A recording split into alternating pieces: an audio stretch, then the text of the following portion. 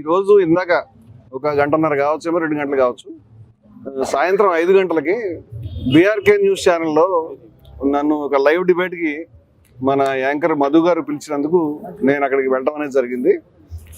అదే డిబేటు అంటే మతానికి సంబంధించి ఏ విధంగా రాజకీయ పార్టీలు అబ్యూజ్ చేస్తున్నాయనే విషయం మీద డిబేట్ ఉంటుందని నాకు చెప్పారు. ఆ సబ్జెక్ట్ నేను ఎప్పటి నుంచో మాట్లాడడం, బీఆర్కే కూడా చాలాసార్లు వెళ్ళడం వల్ల నేను చాలా ధైర్యంగా నమ్మకంగా అక్కడికి వెళ్ళడం అనేది జరిగింది. ఆ యొక్క చర్చ ప్రారంభంలోనే నన్ను చెప్పమని అన్నప్పుడు నేను కొన్ని విషయాలు చెప్తూ కొన్ని ఫొటోస్ దృశ్యాలు చూపించి రాజకీయ పార్టీలు ఏ విధంగా రాముడిని కృష్ణుని మతానికి సంబంధించి ఉపయోగిస్తున్నాయి వాళ్ళ ప్రయోజనాలకి అనేటువంటి దానికి ఉదాహరణలు చెప్తూ ఈ బొమ్మ చూపించానండి.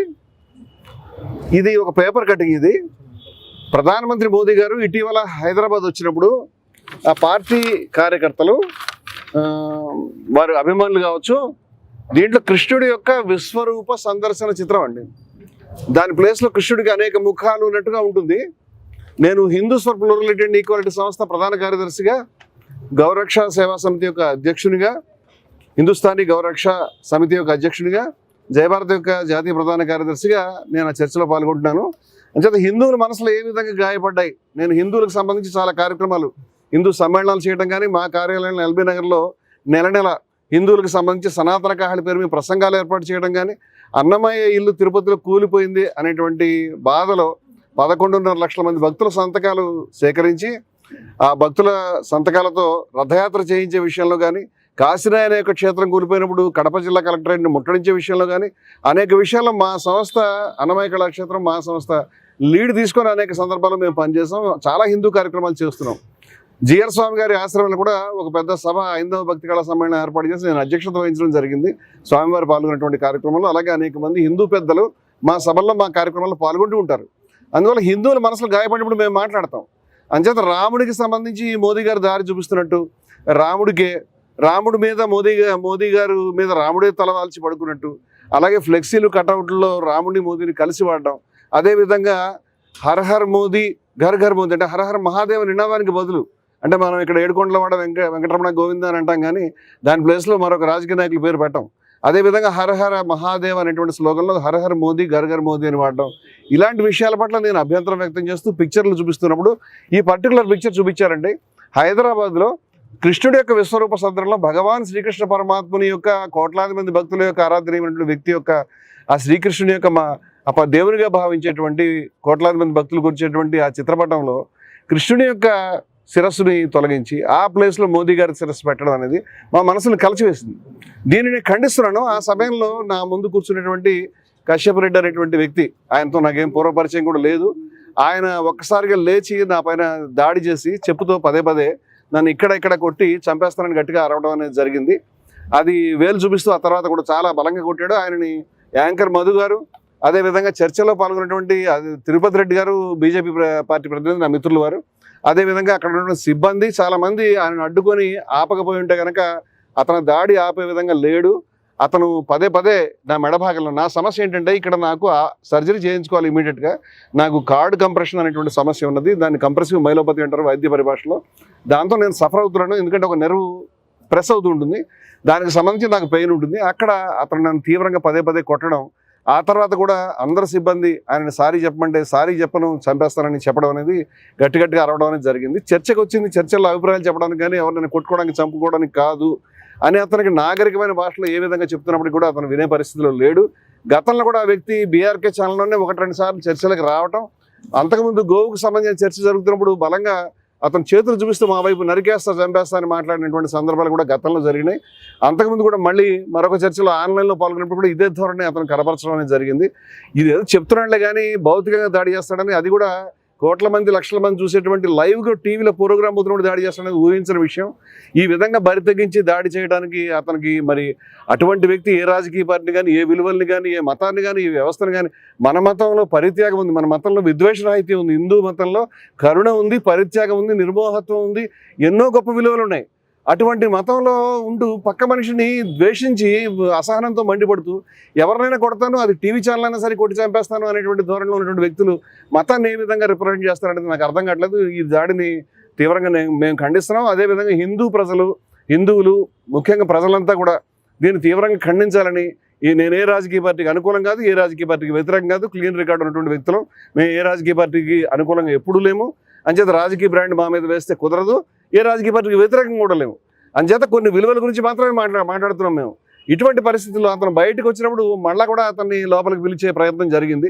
అతను సారీ చెప్తానని మళ్ళీ టీవీ స్టూడియోలోకి రావటం, వచ్చిన తర్వాత మళ్ళీ అదే ధోరణిలో వేలు చూపిస్తూ బెదిరించడం, మళ్ళీ చంపుతాను కొడతాను అనేటువంటి పద్ధతిలోనే మాట్లాడడం అనేది చూసి దాన్ని లైవ్ ఆఫ్ చేసి ఆయన్ని బయటికి పంపించడం అనేది జరిగింది. అక్కడ కూడా అతను చాలా దుర్భాషలు ఆడినట్టుగా నాకు తెలిసింది.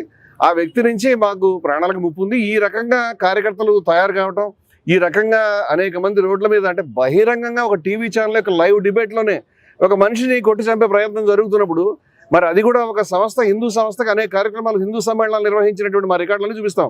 హిందూ సమ్మేళనం నిర్వహించిన వ్యక్తికి ఒక బయట ఛానల్స్లోకి వెళ్ళి మాట్లాడుతున్నటువంటి నేను ఒక రచయితని, ఎంతో కొంత మంచి పేరు ప్రతిష్ట ఉన్నటువంటి వ్యక్తి మీద అందరి ముందు ఈ సమక్షంలో దాడి చేయడానికి ప్రయత్నం, దాన్ని కొట్టి చంపుతానని చెప్పేటువంటి విధానం జరుగుతున్నప్పుడు రాష్ట్రంలో ఎక్కడైనా రక్షణ ఉంటుందో? ఇటువంటి వ్యక్తుల్ని పౌర సమాజం దూరం పెట్టాలి, ప్రజలు దూరం పెట్టాలి. అటువంటి వ్యక్తిని కఠినంగా ఆ వ్యక్తి మీద నాకు ఎటువంటి కోపం కానీ, ఎటువంటి ద్వేషం కానీ వ్యక్తిగతంగా ఏమీ లేవు.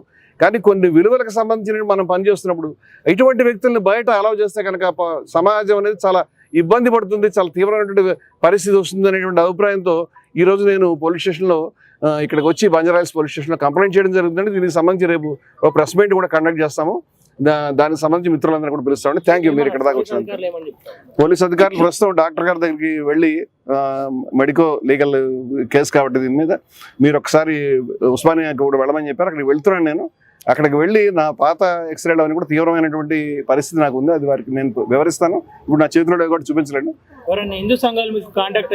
మేమే హిందూ సంఘం అండి. నేను హిందూ సంఘం, అనేక మంది హిందూ ఆచార్యులు అంటే ఇప్పుడు నేను ఇక్కడి నుంచి టీవీ నుంచి ఇక్కడికి వచ్చే కాసేపట్లోనే చాలా మంది మాట్లాడుతున్నారు. చాలా మంది కూడా రేపు స్వాములు, ఆచార్యులు, మఠాధిపతులు, పీఠాధిపతులు కూడా మా సదస్సుకి వస్తారు. ఆ ఒక్క హిందువులే కాదండి, ముస్లింలు, క్రైస్తవులు, ప్రజాస్వామికవాదులు, ప్రజలు అందరూ కూడా వస్తారు. ఇప్పటికే రాష్ట్రంలో అనేక చోట్ల మిత్రులంతా కూడా దీన్ని చెప్తా ఉన్నారు. మేము వాళ్ళందరితో కూడా రేపు ప్రెస్ మీట్ లో మేము అందరి ముందు ప్రజెంట్ చేయగలుగుతాం. నమస్కారం. దీన్ని ప్రజలకి చెప్పడం, ప్రజల ముందు చెప్పడం తప్పితే మేము పోయి అతని మీద దాడి చేయలేము, లేకపోతే మేము పోయి అతన్ని వెంటాడలేము, మేము ఎవరినైనా కొట్టడానికి ప్రయత్నం చేయలేము. అందుచేత అటువంటి విధానం మనది కాదు. కేవలం ఈ విషయం ఇలా జరుగుతుంది చెప్పడం. ఒకవేళ దీనికి సంబంధించి మా కార్యక్రమాలు ఆపే ప్రసక్తి లేదు. చంపినా సరే వెనక్కి తగ్గేవాడు. మా మతం అనేది నిర్భయత్వాన్ని బోధిస్తూ ఉన్నది.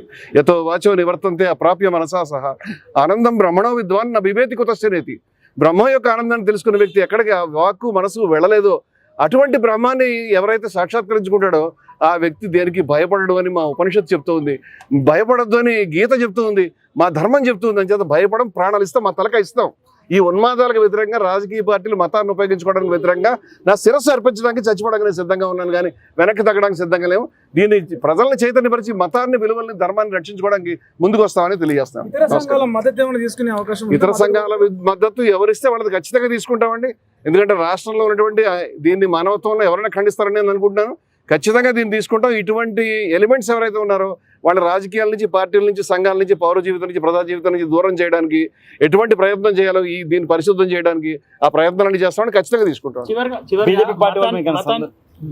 మతాన్ని వాడుకొని రాజకీయాలు చేసే వాళ్ళకి ఏం చెప్పాలి? మతాన్ని రాజకీయాలు చేసేటువంటి పెద్దలకి నేను నమస్కారం చెప్తాను. ఈ పార్టీ, ఆ పార్టీ కాదు, అందరూ వాడతారు. హిందూ, ఇస్లాం ఏదైనా కావచ్చు. మతాన్ని ఉపయోగించుకుని రాముడిని, కృష్ణుడిని, అల్లాని, ఖురాన్ని ఉపయోగించుకుని రాజకీయాలు చేయకండి. చాలా నష్టపోతున్నాము. మీ రాజకీయం మీరు చేసుకోండి, మీరు మంచి ప్రయత్నం చేసుకోండి. మీరు ప్రజలకు ఏం చేస్తారు? కరెంట్ ఇస్తారు, వీధులు, మంచి మంచి వీధులను వెడల్పు చేస్తారు, లేకపోతే ఆరోగ్య సౌకర్యాలు, విద్యా సౌకర్యాలు అవన్నీ చెప్పండి ప్రజలకి. మీ కార్యక్రమం చెప్పి మీరు ఓట్లు వేయించుకోండి. కానీ ఎట్టి పరిస్థితులు రాముడి పేరు మీద, కృష్ణుడి పేరు మీద, ఖురాన్ పేరు మీద, అల్లా పేరు మీద ఓట్లు అడిగే ప్రయత్నం చేయొద్దు.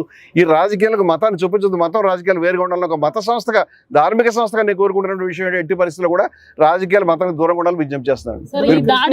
మీరు బీజేపీ పార్టీ అంటున్నారు. ఈ దాడి వెనుక రాజకీయ పార్టీ ఉందనుకుంటున్నారా? ప్రస్తుతానికైతే నేను ఆ విషయం చెప్పలేనండి. ఎందుకంటే పోలీసుల వారి దర్యాప్తులో తెలియాలి ఆయన ఏ పార్టీ కార్యకర్త, ఎవరికి సంబంధించినటువంటి కూడా నాకైతే పూర్తి అవగాహన లేదండి.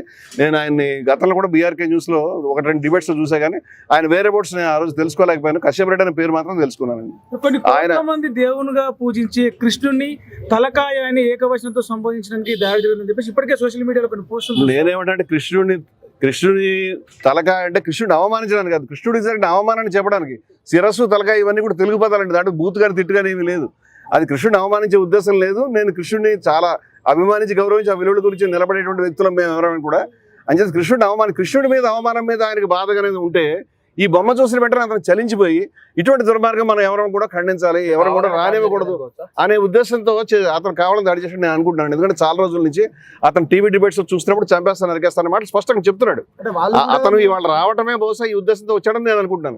నా మాట వినండి, కృష్ణుడి మీద అతనికి ఏమాత్రం ప్రేమ ఉన్నా కృష్ణుడి యొక్క శిరస్సు బదులు మోదీ శిరస్సు ఉంచినటువంటి చిత్రాన్ని అతను తీవ్రంగా ఖండించి ఉండాల్సింది. దీనికి బీజేపీ కానీ మోదీ కానీ బాధ్యులు నేను అనుకోవట్లేదు. ఎందుకంటే ఇది ఎవరో తయారు చేసినటువంటి చిత్రం, అది మీడియాలో వచ్చినప్పుడు మేము చాలా బాధపడ్డాం. నేను ఇటువంటి చాలా చూపించాను. అంచేత నేను అనేది ఏమిటంటే దీన్ని అతను ఖండించి ఉండాల్సింది. అతను కృష్ణుడి ప్రేమ ఉంటే అది నేను చేసినటువంటి దాంట్లో లేనటువంటి అర్థాన్ని అతను వెతికేటువంటి ప్రయత్నం చాలా తప్పు. నేను కృష్ణుని అవమానించే ఉద్దేశంతో మాట్లాడలేదు. కృష్ణుడి పరమాత్మకు జరిగినటువంటి అపచారాన్ని బయటకు చెప్పే ఉద్దేశంలో మాట్లాడుతాను. It is very clear. కృష్ణుని తల అట్లా చూపించడం ఇది మొదటిసారి ఏం కాదు. ఇంత ముందుకు సినిమా హీరోలు రకరకాల వ్యక్తుల ఏదైనా అభ్యంతరం అండి. నేను పదే అనేక సందర్భాల్లో ఇటువంటి దృశ్యాల్ని ఇటువంటి చిత్రాలని నేను అనేక సార్లు సోషల్ మీడియా డిబేట్స్ లోను ప్రసంగాలను నేను దీన్ని ఎత్తి చూపిస్తూ తప్పుపడుతూ ఉన్నాను. అది ఎక్కడ ఎవరు చేసినా అభ్యంతరకరమే. ఇవాళ కొత్తగా జరిగింది నేను అనట్లేదు. హిందూయిజాన్ని కాపాడడానికి మేము హిందూ ప్రతినిధులు అని చెప్పుకునే వాళ్ళే హిందూయిజాన్ని కాపాడదలుచుకునే వాళ్ళు వాళ్ళ యొక్క వాదనని వినిపించడం ద్వారా, ప్రజల్ని చైతన్యపరచడం ద్వారా, ప్రజలకి విలువలు నేర్పడం ద్వారా చేస్తారు. కానీ డిబేట్లకు వచ్చిన వాళ్ళని కొట్టడం ద్వారా, ద్వేషించడం ద్వారా, బెదిరించడం ద్వారా, బూతులు తిట్టడం ద్వారా చేయలేరు. నా అభిప్రాయం మతం ఆ విధంగా చేయడం లేదు. అంటే వాళ్ళు మన మతంలో అటువంటి దోషణ తత్వన విజుగుప్సతే, అతడు ద్వేషించడు, అద్వేష్ట మైత్ర కరుణ అని భగవద్గీత చెప్తుంది. తత్వన విజుగుప్సతే చెప్తుంది. అదేవిధంగా ఎట్టి పరిస్థితుల్లో మా విద్వేషావహ అని వేదం చెప్తుంది. వేదం, ఉపనిషత్తులు, భగవద్గీత ఏవి కూడా ద్వేషించమని చెప్పలేదు. ప్రపంచంలో ద్వేషానికి వ్యతిరేకంగా ఉన్నటువంటి ఏకైక మతం హిందూ మతం. ఏ మతంలో కూడా ఇంత ద్వేష వ్యతిరేకత లేదు. ద్వేషాన్ని ప్రదర్శించేవాడు హిందువులు కాజాలరు. హిందూ ప్రతినిధులు మాట అతను హిందువుగానే లేడు. అతను హిందూ విలువలు అలవాటు చేసుకోవాలని నేను కోరుకుంటాను. ఇవి హిందూ విలువలు కావు. ఆ విషయాన్ని నేను చెప్పగలుగుతాను.